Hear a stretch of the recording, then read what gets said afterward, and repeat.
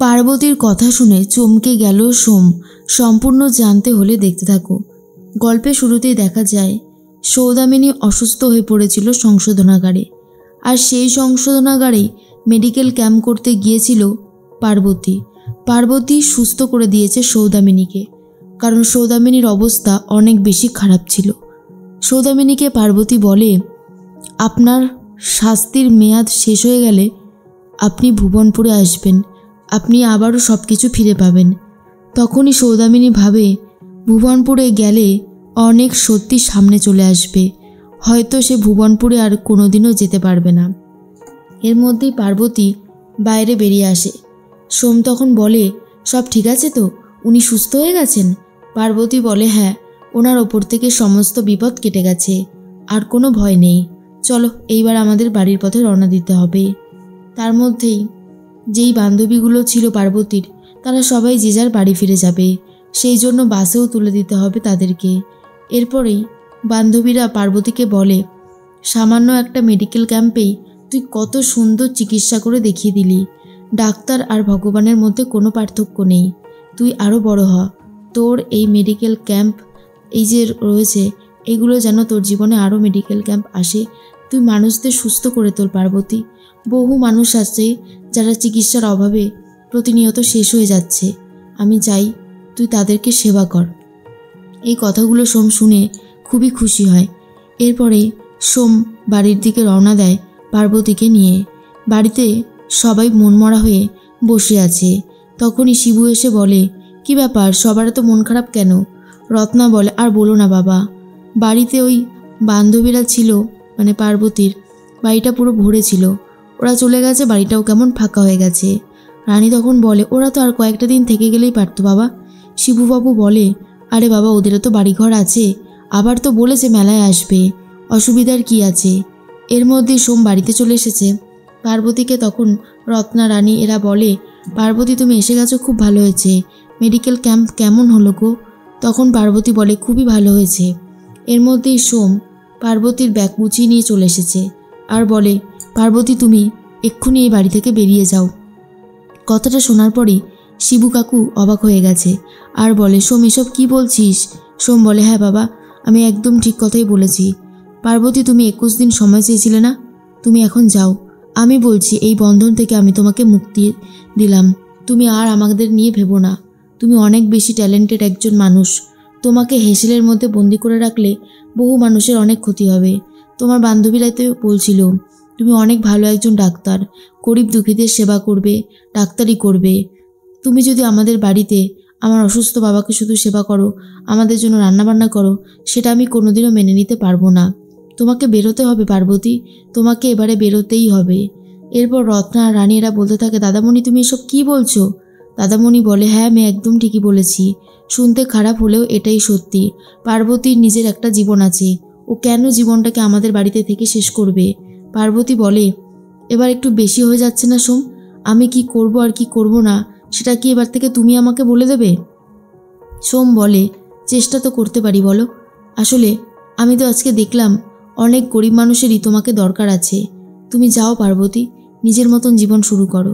এরপর যে লজিকগুলো দিয়েছে সোম, সেই লজিকগুলোকে সবাই বুঝতে পারে, তাই আর বেশি কেউ কথা বাড়াতে চায় না। পার্বতীও ব্যাগ গুছিয়ে নিয়ে চলে যায়। মন খারাপ হয়ে যায় সবার। সকাল হতেই দোকানে চলে গেছে সোম। পাজামার সাথে কথা বলতে থাকে আর বলে, অনেক দিন দোকানে আসা হয়নি, আর এই ভুবনপুরের প্রেসিডেন্ট হওয়ার পর থেকেই দোকানটার প্রতি অবহেলা যেন বেড়েছে, একদমই সময় দিতে পারি না। পাজামা বলে, আরে সমুদা, তুমি শুধু শুধু চিন্তা করছো, আমরা তো আছি, আমরা পুরোপুরি সামলে নেব। তুমি ভুবনপুরের প্রেসিডেন্ট হয়ে থাকবে, এই আমি বলে দিলাম। এর মধ্যেই সোম বলে, এ কি পার্বতী, তুমি এখানে? পার্বতী বলে, একটু ময়দা দাও তো, আর একটু সাদা তেল দাও, আর এই যে আমাদের কিছু ওষুধও লাগবে, তোমার কিছু ওষুধ আর শিবু কাকুর কিছু ওষুধ লাগবে, সেই জন্য এসেছি। এরপর সোম বলে, আচ্ছা তুমি আমাকে দাও, আমি এনে দিচ্ছি। আর এই যে পাজামা, যে জিনিসগুলো লাগবে সব কিছু গুছিয়ে দে। তখন পাজামা বলে, একটু আসছি আমি। পাজামা ওয়াশরুমে চলে যেতেই পার্বতী একাই দাঁড়িয়ে আছে দোকানে। এরপর একের পর এক কাস্টমার আসে।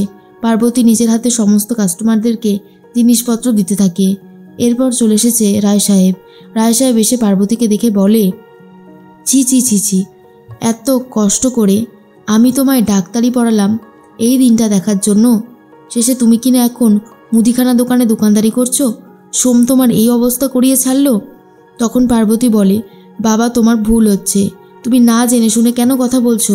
সোম একটু বেরিয়েছে, পাজামা একটু ওয়াশরুমে গেছে, সেই সময়টায় আমি দোকানটা সামলাচ্ছিলাম। ক্ষতি কি হয়েছে? রায় সাহেব বলে, ক্ষতি হয়েছে, তুমি আমার মেয়ে, এই শহরে এই গ্রামে সবাই জানে তুমি এরকমটা করতে পারো না। এরপর সোম এসে বলে, কি হয়েছে? রায় সাহেব বলে, এই যে সোম, তুই চলে গেছিস আর আমার মেয়েটা দোকানদারি করছে। তখনই সোম বলে, পার্বতী পাজামা কোথায়, তুমি কেন দোকানদারি করছো? সোমকের কথা শুনে পার্বতী বলে, কেন সোম, আমি কি নিজের ইচ্ছা মতন কিছু করতে পারবো না? পাজামা একটু বেরিয়েছে আর দোকানে কাস্টমার এসে গেছিলো, তাই আমি জিনিসপত্র দিচ্ছিলাম। ক্ষতিটা কি হয়েছে?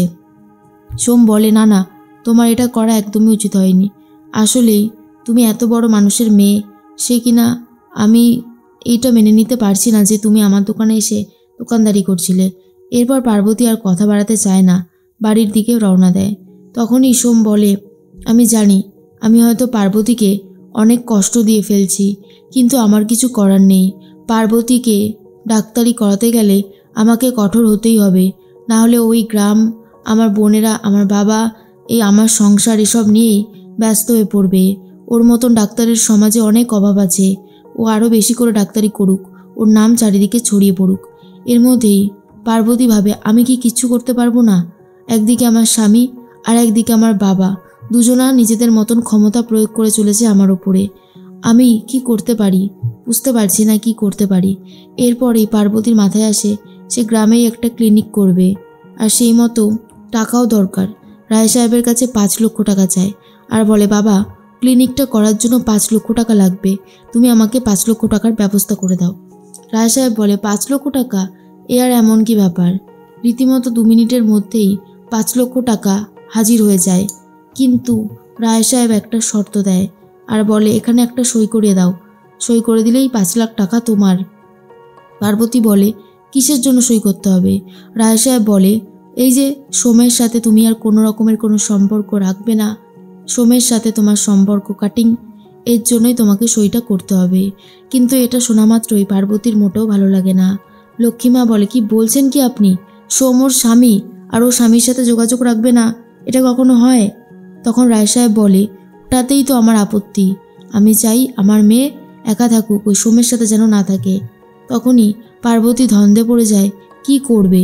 একদিকে নিজেকে দাঁড় করানোর প্রচেষ্টা, অন্যদিকে সোমের সাথে সম্পর্ক, কোনটা বাঁচাবে কিছুই বুঝে উঠতে পারছে না পার্বতী।